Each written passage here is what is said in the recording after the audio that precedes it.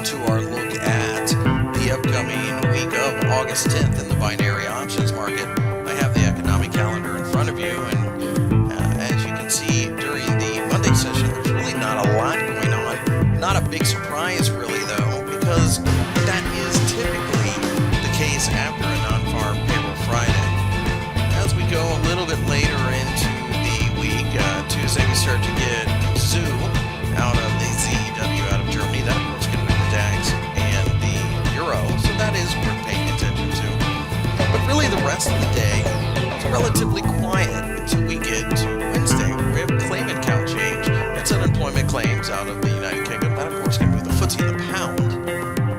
As we go a little bit farther, we also have the ILO unemployment rate. That's not as impactful as the actual government statistics, but gives you an idea. Industrial production comes out of the EU. That could move the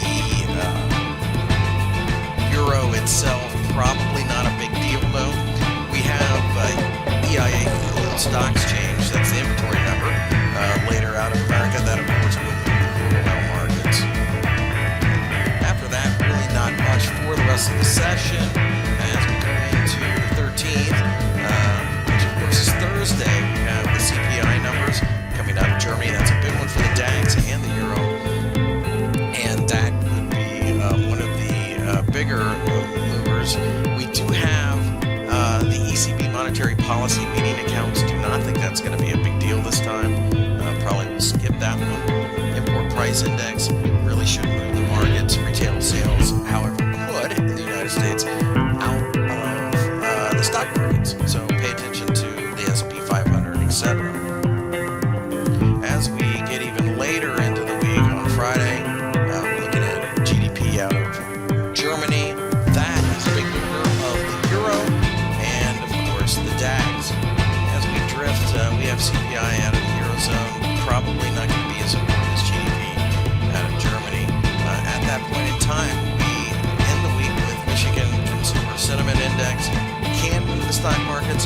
Probably not a big deal right now, though, considering we are in the dead of summer. Looking at the British pound against the US dollar, you can see that the 154 level is trying to act as support as we start to close out the week here. We would anticipate a bounce, probably a continuation between 154 and 1.57. Probably not asking too much out of the market right now to be relatively quiet, just because we are in the height of vacation season. WTI crude oil continues to fall pretty significantly, and it does look like it's ready to break down even lower. 42 was the recent low. That's pretty much what we're aiming for at this point in time. Dollar Canadian dollar raced higher during the non-farm payroll number, getting as high as 1.32. However, we turned back around and showed some weakness. We think a little bit of a pullback or maybe even some consolidation just above 1.30 will be the norm, probably for most of this month, really. But at this point in time, pullbacks should offer call buying opportunities. And with that, we've looked at the upcoming August 10th trading week.